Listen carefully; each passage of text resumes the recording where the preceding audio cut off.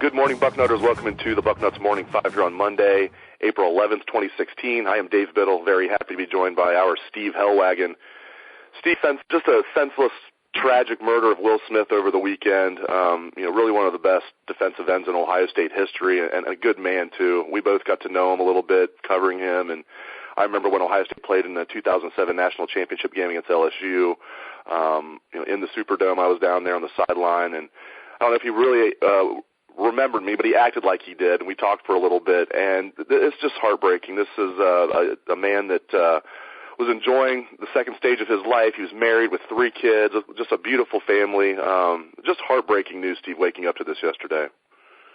Yeah, just a terrible tragedy, and again, kind of illustrates being in the wrong place at the wrong time, and there are reports out today from the defense attorney of the guy who's accused of killing Will Smith that he doesn't feel that his party was the aggressor, which the evidence kind of projects otherwise. It appears that Will was shot in the back. So, the whole thing is going to come out in the wash eventually on exactly what happened.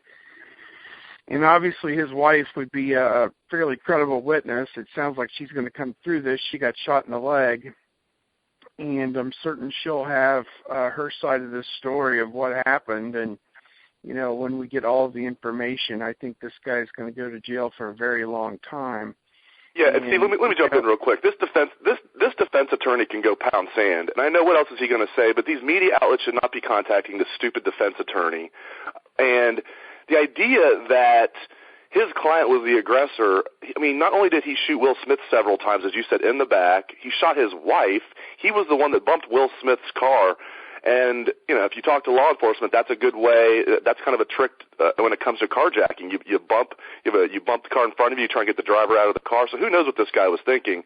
But I don't want to hear anything from his defense attorney that, he was not the aggressor. That's ridiculous. And the good news here is, if he gets convicted on second-degree murder charges, it is life in prison. Now, maybe people wish it was the death penalty. Mandatory life in prison if he is convicted on second-degree murder. So I just wish these media outlets would not give any airtime at all to these defense attorneys. What else are they going to say? But no, you did a great column.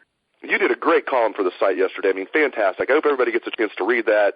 I know a lot of people already have. If you haven't, get on our site and read Steve's column. And Steve, sorry to cut you off. I just wanted to throw that out there. These defense attorneys just shut their mouths until it starts. No, I agree. I think it'll all come out in the wash what happened. And again, senseless. And this guy's going to be put under the jail, I think, because you just can't do this in this society today. And it's just.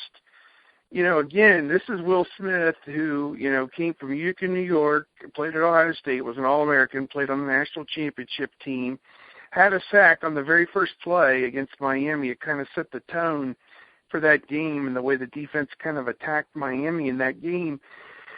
And then obviously he stuck around for his senior year in 2003, was an All-American, had 11 sacks that season, and was just dominant. We think Joey Bosa was dominant. Will Smith was, probably in that same category that season. And, you go on from there. He's had a great 10-year NFL career. It wasn't without a little bit of controversy. He was suspended for a year for a diuretic and then suspended for Bountygate, and somehow got out of both of those. I think he served 2 games for the Bountygate and nothing on the diuretic. So, just the way it all worked out. But, he had just been at the United Nations. Believe it or not, he put it on his Instagram earlier in the week, testifying in front of a committee at the United Nations on trying to bring sporting activities and opportunities to people in impoverished nations. So this wasn't just some guy who played football. This guy had a lot of stuff going for him, kind of like an Eddie George. he's into so many other things besides just playing football, and I think that was what we saw with Will Smith as well. Yeah, I don't know if this is true, but I did read this, that he also was planning on joining the FBI, according to something that I read. Again, I've not been able to verify that, but that's another interesting thing that he was looking forward to doing in this stage of his life, is possibly being an FBI agent. And I think of Will Smith, I remember his recruitment. I wasn't on the beat yet. I was just fresh out of college, so I was working in the business, but I was not covering Ohio State yet. I was working at a newspaper, and I remember being very excited when they landed Will Smith. And I know you were, of course, covering the team then. And then, of course, he was the freshman of the year for the Buckeyes in 2000, Cooper's last year, and then really started to break out as a star as a sophomore, Jim Tressel's first year, and then, of course, that special 2002 national championship season. He was the best player on that wrecking crew of a defensive line with Darian Scott, Tim Anderson, Kenny Peterson. I mean, those guys were all very good, and he was the best. First play of the Fiesta Bowl, the national championship game, as you pointed out in your column, he goes over and he sacks the unsackable Ken Dorsey. Very first play, all you hear about is Ken Dorsey does not get sacked. This offensive line does not let him be touched. If anybody does get through, he gets rid of the ball. Well, first play of the game, Will Smith sets the tone, and defensive line really dominated that game. And he was very good in the NFL as well. So I just want to throw that out there. You try and remember the good things and not just this senseless act of violence from this idiot Cardale Hayes, who's going to spend the rest of his life in prison, hopefully. All right. Yeah. Moving on to some lighter topics here, Steve. Let's talk some basketball. I don't know if Thad Matta is telling people to look for other jobs, or this is just a coincidence, but two coaches leaving the program. Jeff Bowles, who's been a very good assistant coach for the Buckeyes, been there since 2009, is getting a chance to be a head coach now at Stony Brook. So good for him. I hope this is something that he's very excited about and wasn't pushed out. And I imagine this is something that he wanted to do. I can't imagine Thad would have pushed Jeff Bowles out. You can give your take on that. And then Jake Diebler, he was the video coordinator, older brother of John Diebler. He is now an assistant coach at Vandy. So the Buckeyes are going to have two new assistant coaches. Just talk about that whole situation. Those guys leaving, who might replace them? Do you think anybody was forced out? Just give me the whole spiel, Steve. No, I don't think anybody was forced out. I think Bowles is one of his most trusted assistants. And not only that, Bowles is going to a program that played in the NCAA tournament this past year at Stony Brook, won their conference championship. So he is going into a tremendous situation. And as I talk to people, kind of in his camp, not to say that Stony Brook is a stepping Stony Brook job, but I think it is in this instance. The coach who was there, Steve Pinkiel, he is now the head coach at Rutgers. I mean, they moved him right out of there into the Big Ten, so to speak. It's Rutgers, but you get the you're full of the jokes today, my man. You're I'm all over it. Today. I like it. I'm all over it. But I think Bowles is going to use this, potentially down the line to get to Ohio University, his alma mater, and or somewhere bigger than that. And I think that it's going to work out great for him. As far as Diebler, he had been at Valparaiso with Drew, who was the coach there, who then moved on to Vanderbilt. So that was a natural progression. He'd even been a full-time assistant, believe it or not, at Valparaiso before coming to Ohio State as the video coordinator. So, it is tough, and I think he could have been in the running to replace Bowles, but I do believe that Coach Matta wants to get somebody with a proven track record as a recruiter, somebody with experience, somebody he trusts. The guy that comes up in my mind is Kevin Kulick, who was with Ohio State as the video coordinator a few years ago, and he was a longtime assistant at Ohio University and has been other places and is now one of the top assistants for Archie Miller at Dayton. Obviously, they're just, knocking out one great year after another at Dayton with the players that they've assembled there. So I think Kulick is a guy that potentially could be target number one for Matta in terms of trying to replace Bowles. And then they'll just get, obviously, somebody who they feel is competent and can trust to run the video operation, which is so vital. I mean, it's kind of, the way the quick turnarounds are in college basketball, you got to have somebody who is very competent to provide the scouting and everything, because the assistant coaches have the on-the-court responsibilities and the recruiting responsibilities. That video person, very important in terms of scouting. So they'll get good people in there to fill those two spots. But, again, The observation period for recruiting begins this weekend with the Nike EYBL up in Brooklyn, New York, and then next week in Indianapolis. And they really do need to get somebody hired and get them out on the road wearing the Ohio State garb and really pressing the flesh and getting the recruiting thing going, because they've got to fill 4 spots in 2017 and 4 spots in 2018, and they got to get on it. Scholarships that are available now. Speaking of that, Markell Johnson's stock continues to rise. I mean, you just can't read anything about this young man without people just gushing about him. What's the latest with Markell Johnson? I ask you every time we have you on the show. Is he going to reclassify to 2017, do you think? Do you think the Buckeyes, reclassify to 2016? And do you think the Buckeyes will land him? I think those are great questions. I think at this point, last weekend he was in Milwaukee for a tournament up there with his King James team, and they will be in New York for the EYBL and in Indianapolis, and I'm sure that reporters will get a chance at both stops, and we'll be in Indianapolis to pin down Markell Johnson and find out what's going on.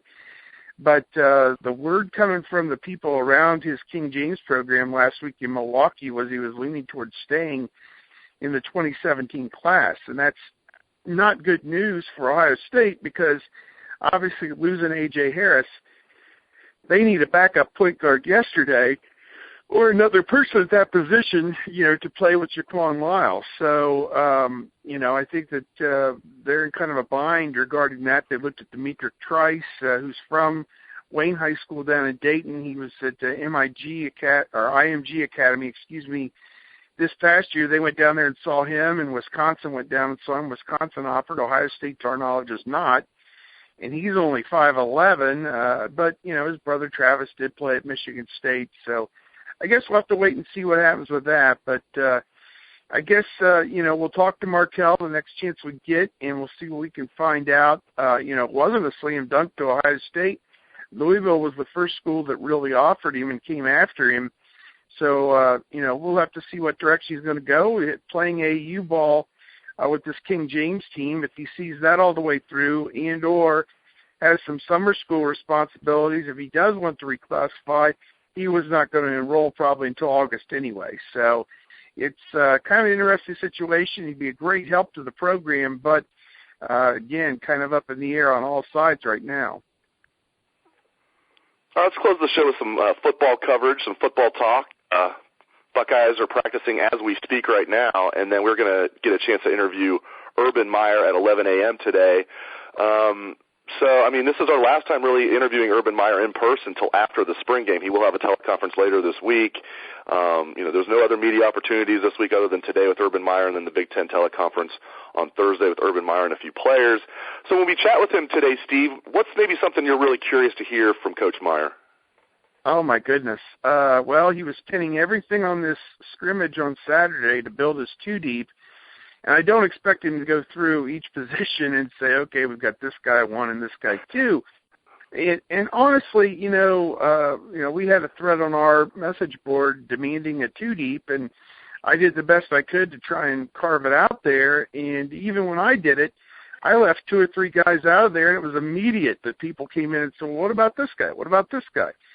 So I think the message is it's a young team, it's a deep team. They've got a lot of players who theoretically can play, and they'll sort through it the best that they can, particularly a wide receiver. They have 11 guys that I counted who could contribute this year, and that's got to be exciting, but at the same time, somebody's got to step up out of that group and show that they're the guy and have some consistency. It's kind of like the basketball program. You never knew from one game to the next. If that's what it is at wide receiver, then they've got a real problem. But no, if I had to ask him 4 or 5 questions, it would be which running back really stood out for you in the scrimmage, which 1 or 2 wide receivers really stood out for you in the scrimmage. On defense, I would say, are you happy with what you saw out of Worley and Booker as the outside linebackers? Did they do enough in this scrimmage to say, hey, we're going to put them on the field and beat Oklahoma? In a cornerback, I think you need to know, you got Gary and Conley, who are the other 2 guys that are going to be the other 2 corners, one starting and one is probably a primary backup or a nickel back, and then safety position, is Burrows back? Did any of the other guys web or really spark anything? So those are some of the things I would look at. Who dominated? Was the defense dominant? Was the offense dominant? Who played the best? And that's probably some of the things I would think about. You'll have to get your Tim May on, our good buddy Tim May, and ask all those questions today. Just rapid fire. Just 5 more questions. Just 5 more questions, 2 parts each. Yeah. Exactly. Yeah, you hit on all the high notes. I jotted down the scrimmage, and then specifically, if I get a chance, I'm going to ask Urban about Joe Burrow. If heaven forbid something happened to J.T. Barrett and Joe Burrow had to go in the game, what's maybe something right now that they're confident that he could do well, and what's maybe something right now that he really needs to get better at if he's going to be the Buckeye starting quarterback, which he is 1 play away from being the Buckeye starting quarterback. So just curious, I know they've been talking up Joe Burrow. They feel very good about him, but I just want to delve a little deeper into what part of his game is really coming along fast, and what part of his game still needs a lot of work. So a lot of ground to cover with Coach Meyer today around 11 a.m. We better get there a little early. He came a lot early last time. He was like a half hour early, but which is rare for him. Usually he's, if anything, a few minutes late for the scheduled press conferences. But it's always fun talking to Coach Meyer. It's always fun talking to Steve Helwagen. Thank you for your insights, Steve. Thank you to the listeners for tuning into the show. I really appreciate it. Hope you have a great day. Let's hear some Buckeye swag, best damn band in the land.